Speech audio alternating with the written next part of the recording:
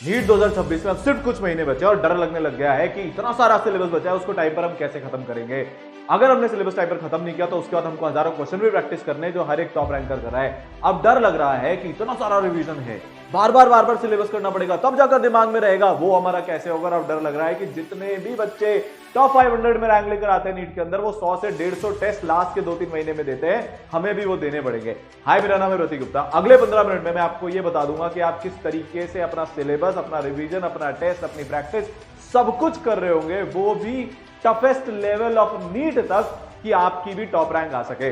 मेरे पढ़ाए हुए हजारों बच्चे अभी तक डॉक्टर बन चुके हैं और इसमें से ऐसे इतने सारे बच्चे हैं जिनकी तैयारी अराउंड इस टाइम पर एकदम बेकार चल रही थी, पर उन्होंने कमबैक किया एम्स दिल्ली में, ठीक है, AIIMS Patna, AIIMS Jodhpur, AIIMS Rishikesh, AIIMS Bhopal में वो बच्चे जाकर अपनी पढ़ाई कर रहे हैं और भारत के बेस्ट गवर्नमेंट मेडिकल कॉलेज में कर रहे हैं। पर आगे बढ़ने से पहले आपको एक डिस्क्लेमर देना चाहता हूं, और वो ये है कि बेटा आपको सबसे पहले जाकर एक कॉपी पेन लेकर आ जाना है। ये कोई मोटिवेशनल वीडियो नहीं है कि बस आ गए, मोटिवेट हुए, एक दिन पढ़ाई करी, यही तो करते हो तुम लोग। नहीं भाई, ये एक ऐसा वीडियो है, एक आज आपको ऐसी स्ट्रैटेजी बता दूंगा कि आप बिना रुके, बिना थके, बिना झुके नीट के एग्जाम तक पढ़ाई करते जाओगे। क्लियर कट प्लान आ जाएगा आज तुम्हारे पास, इंपॉर्टेंट चैप्टर से लेकर, टाइम टेबल से लेकर एवरी सिंगल थिंग आज बेटा तुमको बताने वाला हूं। दूसरी चीज देखो यार, कोई इंजेक्शन नहीं लगेगा कि सारा का सारा सिलेबस सर ने एक वीडियो बना दिया, अंदर चला गया, हाय हाय हाय हाय हाय। नहीं भाई, 21 दिन का चैलेंज दूंगा, बहुत टफ होगा तुम्हारे लिए। हर दिन तुम्हारा गिव अप करने का मन करेगा, पता है क्यों? क्योंकि अभी तक ना तुम्हारी आदतें ही बेकार है। अभी तक तुम सिर्फ टाइम टेबल बनाते हो, फॉलो नहीं करते। अभी तक तुम सिर्फ क्वेश्चन के लिए किताबें खरीद कर लगाते हो, पर वो क्वेश्चन कभी खोलकर नहीं देखते। अभी तक तुम रोज ये सोचते हो कि डिस्ट्रैक्शन आज से खत्म, पर डेली के 5-6 घंटे तुम ऐसे ही बिगाड़ रहे हो। वो आदतें आज से बदलेंगी और उसमें तकलीफ होगी, क्योंकि 21 दिन का चैलेंज मिलने वाला है। पर जब भी गिव अप करने का मन करे ना, ये याद रख लेना कि जो पेरेंट्स के चेहरे पर खुशी और प्राइड रिजल्ट से आती है, वो दुनिया में कभी नहीं आ सकती। ये सोच लेना कि तुमने डॉक्टर बनना क्यों है, ये सोच लेना कि आगे की लाइफ में तुम्हारे लिए बेस्ट करियर, बहुत सारे पैसे, बहुत सारी इज्जत वेट कर रही है। और बेटा तीसरी चीज, तुमसे एक वादा चाहता हूं, पहले तो तुम वो कर देना, और वो वादा है I will not repeat my mistakes. क्योंकि अगर तुम अभी भी वही गलतियां करोगे जो तुम पिछले साल करते आ रहे हो, तो बेटा मंजर भी वही होगा, रिजल्ट भी वही होगा जो तुम्हारा पिछले साल आया था, मतलब नॉट सेलेक्टेड वाला। तो अभी जाकर कमेंट कर दो, I will not repeat my mistakes. अब देखो, तुम्हारे लिए 5 स्ट्रैटेजीज लेकर आया हूं बेटा। पहला बेसिक्स, वो बताऊंगा जिसके बिना तो पॉसिबल ही नहीं है, कमेंट कर दिया ना, ठीक है। फिर 70-30 रूल, हाँ आपको भी पता है, मुझे भी पता है, 30% ऐसे चैप्टर होते हैं जिसमें से 70% पेपर आता है, जिसको हमको सबसे पहले करना है, वो सारे चैप्टर बता दूंगा। जिंदा लाइन, तुम्हारी प्रोक्रेस्टिनेशन की, ओवरथिंकिंग की, डिस्ट्रैक्शन की प्रॉब्लम खत्म, लैक ऑफ प्लान की प्रॉब्लम खत्म, अगर तुमने तीसरा पॉइंट ढंग से समझ लिया। चौथा स्पेस, ये एकदम एक्सक्लूसिव ऐसी चीज है जो टॉप 5000 रैंकर फॉलो करते हैं, उसके अलावा वो कोई भी बच्चा फॉलो करता ही नहीं है, और इसका एक बहुत तगड़ा इंपैक्ट आता है प्रिपरेशन में, जिसके बारे में कोई बात ही नहीं करता। और 5वां डिसअपियर, ठीक है, ये बताऊंगा डिसअपियर होना कैसे है। क्योंकि जो तपस्या करेगा, जो सूरज की तरह जलेगा, वही चमकेगा। कोयले से हीरा तभी बनता है जब प्रेशर पड़ता है, जब टेम्परेचर पड़ता है, गायब होना पड़ता है, वो भी बताऊंगा कि कैसे करना है। तो शुरुआत करते हैं सबसे पहले बेसिक से। बेटा बेसिक ये है कि तुमको 75 आवर्स अ वीक पढ़ना है। बहुत सिंपल, तुमको एकदम सिंपल सी गणित बता देता हूं, तुमको वो चीज समझ में आनी चाहिए। अगर मेरे 25 लाख एस्पिरेंट है या 21 लाख एस्पिरेंट है, तो बेटा इसमें से सिर्फ 1 लाख बच्चा ऐसा होता है जो 10 आवर्स प्लस का एवरेज निकालता है। अगर आप simply 10 hours plus a day पढ़ रहे हो, आप टॉप 1 लाख में, टॉप 50,000 में आप पहुंच गए। अगर आपका ये average 12 hours plus per day का हो गया लास्ट के बचे हुए महीने में, तो सिंपली सिर्फ ये करने से आप बेटा टॉप 10,000 रैंक में तो आ गए। टॉप 10,000 रैंक इतना आसान है, सुनने में बहुत आसान है, बहुत सिंपल है। अब इस टॉप 10,000 रैंक के बाद के आगे का सफर 10,000 से टॉप 100 में आगे के 4 पॉइंट में कवर होगा। बट आज मैं आपको बता देता हूं कि अगर आपको टॉप 10,000 रैंक में आना है, रोज 12 घंटे पढ़ना शुरू कर दो, वरना नहीं हो सकता। ये सब बकवास है कि 6 घंटे की पढ़ाई से टॉपर बन गया, नहीं होता ऐसा। इतना कंपटीशन है, वो बैठकर टाइम पास नहीं कर रहे हैं, वो एक एक सेकंड को यूटिलाइज कर रहे हैं बेटा। यहां पर ये बेसिक समझ में आया। अब सर हम अपने स्टडी आवर्स कैसे इंक्रीज करें, बहुत सारे बच्चों को ये तकलीफ होती है, तो बेटा उसके लिए मेरा फेवरेट और जिससे मैं IIT बॉम्बे पहुंचा उस मेथड को फॉलो करके चिट मेथड बेटा आपको बता देता हूं। सर 75 आवर्स अ वीक का मतलब क्या हो गया, 12.5 आवर्स अ डे, करीब करीब इतने का एवरेज हो गया। तो आपको 13 से 14 घंटे पढ़ना पड़ेगा, क्योंकि अभी भी कुछ दिन ऐसे होंगे मेरे भाई जिस दिन, और बहन जो भी है, आप ना अपने 100% एफिशिएंसी पे नहीं होगे, आप सिर्फ 6 से 7 घंटे की पढ़ाई करोगे। उसको कॉम्पनसेट करने के लिए अच्छे दिन में 13-14 घंटे पढ़ाई करनी पड़ेगी। अब देखो, अब ध्यान से सुना चिट मेथड क्या होता है। जैसे मान लो बेटा, अज्यूम करो तुम एक दिन के 6 घंटे पढ़ रहे हो। आपको कैसे पता सर हम इतना ही पढ़ते हैं, हमारा मैक्सिमम होता है? अरे भाई हम भी कभी स्टूडेंट थे और पिछले 10 साल से इतने सारे बच्चों को पढ़ा पढ़ा के और उनकी मेहनत ऑब्वियसली वो मैटर करती है सबसे ज्यादा, पर स्ट्रैटेजी काफी इंपॉर्टेंट होती है, वो डॉक्टर मैंने बना दिया। अब तुम भी आ जाओ वापिस से। चिट मेथड क्या है, जैसे मान लो तुम 6 घंटे पढ़ रहे हो, अब तुमको क्या करना है, 21 दिन का चैलेंज क्या है, for next 21 days you will study 15 minute ज्यादा। मतलब सर 15 मिनट की एक ऐसी ट्रिक है जिससे सैकड़ों बच्चे डॉक्टर बन गए। सर 15 मिनट पढ़ के अबे ऐसा कुछ नहीं होता। 15 मिनट मतलब अगर आज मैं 6 घंटे पढ़ रहा हूं तो कल 6 घंटे 15 मिनट पढ़ूंगा, परसों 6 घंटे 30 मिनट पढ़ूंगा, उसके बाद 6 घंटे 45, और 21 दिन तक मैं रोज 15 मिनट ज्यादा पढ़ता जाऊंगा जब तक 12 घंटे के एवरेज पे नहीं पहुंच जाता। तो अगर आप मान लो 10 घंटे अभी पढ़ रहे हो, अब आपको 8 दिन तक 15 मिनट ज्यादा पढ़ना है, आप 12 घंटे पे पहुंच गए। पर सर हम तो एक काम करते हैं, आज से ही पढ़ लेंगे 12-13 घंटे। हाँ, एकदम से तुम स्टडी आवर्स बढ़ा लेते हो, फिर हीरो बन जाते हो। हाय हाय हाय हाय, सारी दुनिया में डरा पीट देते हो और तुमको ऐसा फील होने लगता है आप उन्हीं भगवान है, और फिर उसके बाद 3 दिन टाइम वेस्ट कर देते हो क्योंकि तुम थक गए एकदम से इतना पढ़ के। नहीं भाई, धीरे धीरे धीरे धीरे धीरे इंप्रूवमेंट करना होता है। मैंने भी ऐसे ही किया था, मिला मेरे को उससे IIT बॉम्बे, और मिला मेरे पढ़ाए हुए बच्चों को एम्स दिल्ली और टॉप कॉलेज जिसमें भी तुम जाना चाहते हो। समझ गए? तो सर चिट मेथड क्या है, तो आपने क्या करना है, मैं 6 घंटे पढ़ रहा था, 6 चिट मैंने 6 घंटे की बना ली। फिर मैं आज 15 मिनट ज्यादा पढ़ने बन रहा हूं, उसकी मैंने 1 चिट बना ली। तो टोटल मैंने 7 चिट बनाई। ठीक है, 7 चिट बनाकर अपनी जेब में रख ली। अब ये चिट ना आपको पहाड़ जितनी भारी फील होगी। जैसे जैसे आप 1-1 घंटा पढ़ते जा रहे हो, चिट फाड़ती जानी है। सर पेपर वेस्ट सर, नहीं भाई, न्यूज़पेपर से या रफ पेपर से चिट बनाना, फ्रेश पेपर से चिट मत बनाना। वापस आते, 7 चिट जेब में पड़ी है। पहला घंटा पढ़ा, फाड़ दी। दूसरा घंटा पढ़ा, फाड़ दी। तीसरा घंटा पढ़ा, फाड़ते जाओ। 6 घंटे हो गए, 6 चिट फट गई। 15 मिनट और पढ़ना है, 7वीं चिट फट गई। देखना क्या सेटिस्फैक्शन आएगा। आए हाय, आपको ही पता है, दिल से आपको पता है ये बात कि मेहनत का सेटिस्फैक्शन होता है और टाइम पास का सिर्फ रिग्रेट होता है। थोड़ी बहुत मस्ती करते हैं तो मजा आता है, पर पूरा दिन वेस्ट कर लेते हैं ना, रात को सिर्फ रिग्रेट बचता है। रोज 15 मिनट ज्यादा पढ़ते जाओ, दुनिया की कोई ताकत तुम्हें डॉक्टर बनने से नहीं रोक सकती। 21 दिन का चैलेंज है, 21 दिन तक लगातार रोज 15 मिनट ज्यादा, जब तक कि 12 घंटे के एवरेज पे नहीं पहुंच जाते। क्लियर हो गई ये बात? अब आते हैं बेटा अपन सबसे इंपॉर्टेंट चीज, 70-30 रूल। ये बायोलॉजी के वो चैप्टर्स हैं, यहां पर मैंने लिख डाले। 30% पेपर में से 70%, मतलब 30% सिलेबस में से 70% पेपर आता है। अभी बहुत टाइम है, सारे चैप्टर्स आप कर सकते हो, बट इनमें से एक भी चैप्टर को छोड़कर जाने की गलती मत कर लेना। बहुत मेहनत से निकाल कर लाया हूं, पिछले 10 साल का एनालिसिस करके। ठीक है, 5 साल नहीं, 10 साल का एनालिसिस करके लाया हूं कि भाई साहब ये वाले चैप्टर्स हैं जिनमें से हर बार 5-6 क्वेश्चन ऑन एन एवरेज पूछ लिए जाते हैं। कुछ जगह मैंने 2 चैप्टर भी लिखे हैं, जैसे बायोटेक्नोलॉजी प्रिंसिपल और एप्लीकेशन, 2 चैप्टर है, इनमें से इंडिविजुअल 4-4, 5-5 क्वेश्चन पूछे जा रहे हैं। ठीक है, सिमिलरली और यहाँ पर सेल, यूनिट ऑफ लाइफ और सेल साइकिल एंड डिवीजन, ये 2 चैप्टर हैं, इनसे मिलाकर 7-8 क्वेश्चन बेटा आ जाते हैं। तो ये सब वो है जो आपको भर भर के नंबर देकर जाएंगे, तो इनको तो फर्स्ट प्रायोरिटी पे करना ही है बायोलॉजी के साथ साथ। फिर उसके बाद बताओ तो बेटा केमिस्ट्री।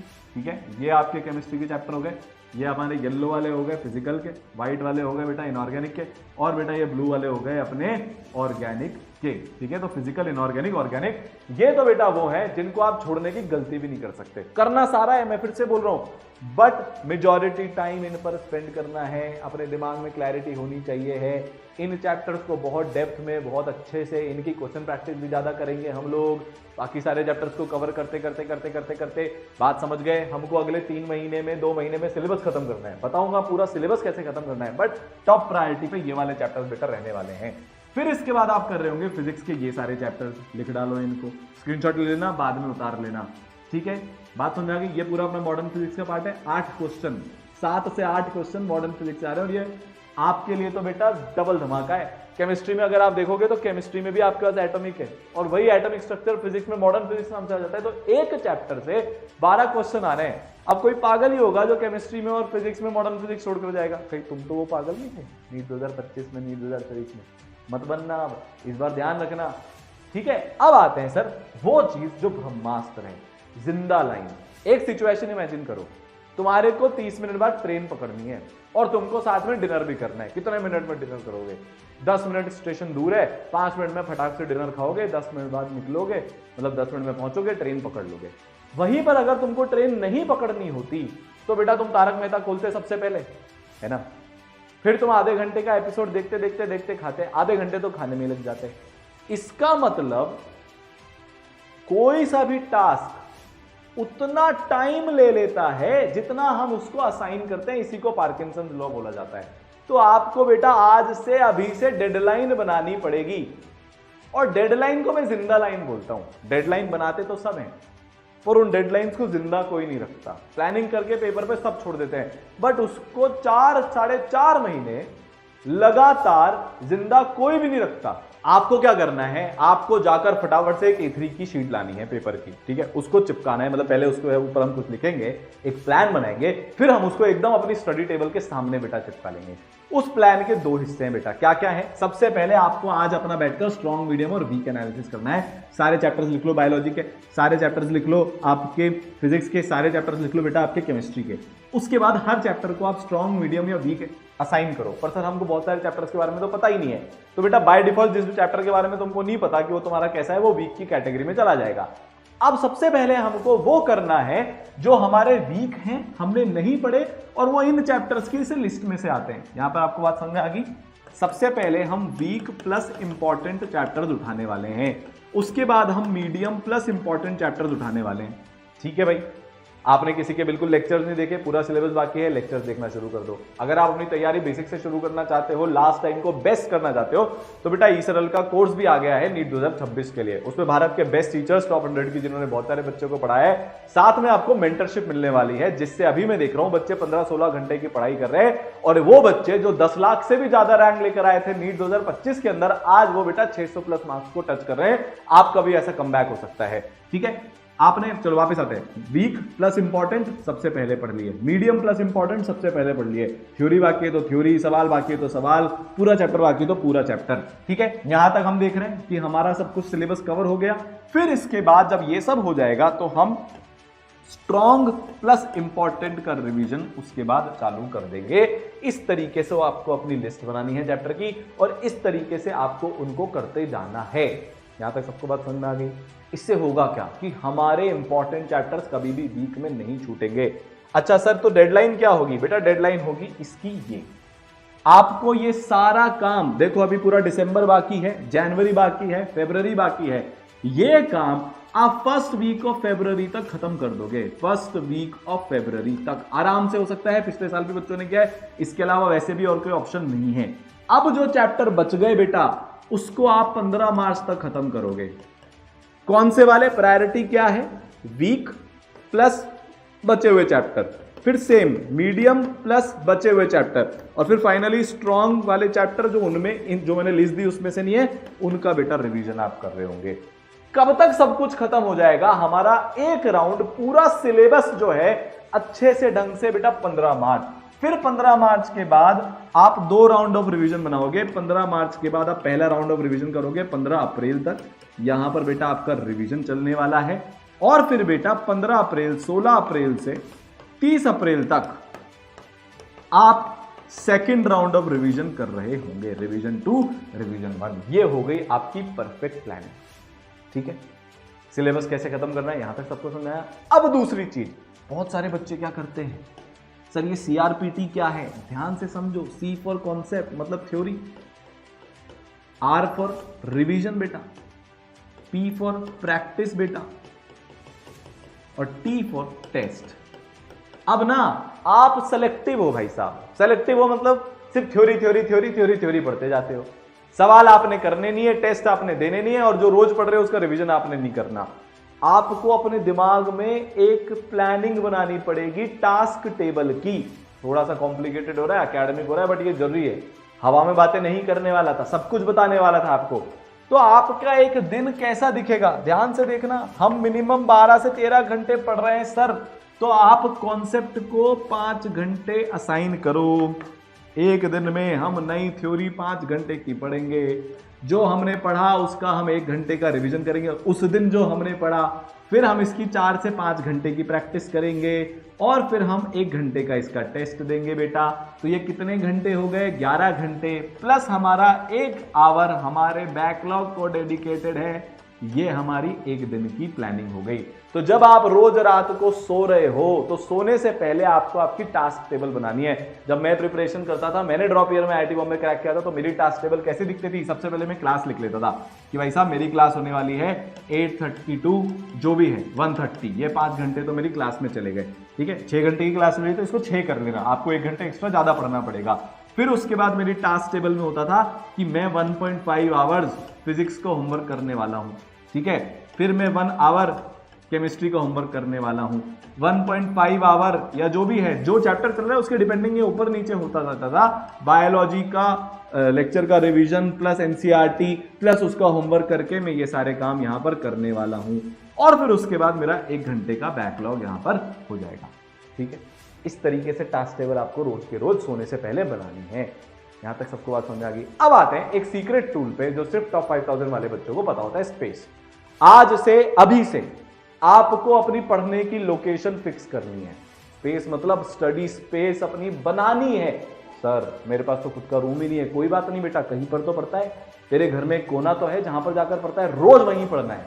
आपकी लाइफ में ना एक डिसिप्लिन होना चाहिए, एक रिपीटेबिलिटी होनी चाहिए। आप क्या करते हो, सारी दुनिया बैठी हुई है ड्राइंग रूम में, टीवी चल रहा है, मैच चल रहा है, कोई सा सीरियल चल रहा है, वहां जाकर पढ़ने बैठ गए। अरे वो पढ़ने की एक्टिंग है, पढ़ाई थोड़ी ना है। आपके दिमाग को एक सिग्नल मिलता है जब आप एक पर्टिकुलर जगह जाकर बैठते हो, जैसे बारात में जा रहे हो तो नाचने का सिग्नल मिलता है, होता है कि नहीं होता? दोस्तों के साथ बैठे हो तो मस्ती का सिग्नल मिलता है। ऐसे जब आप अपनी स्टडी स्पेस फिक्स कर लेते हो, दिमाग को समझ में आ जाता है कि भाई साहब अब यहां पर बैठकर सिर्फ पढ़ाई करनी और कुछ नहीं होना, ये जगह पढ़ाई के लिए है, तो वहां पर बैठकर आप पढ़ाई ही करोगे।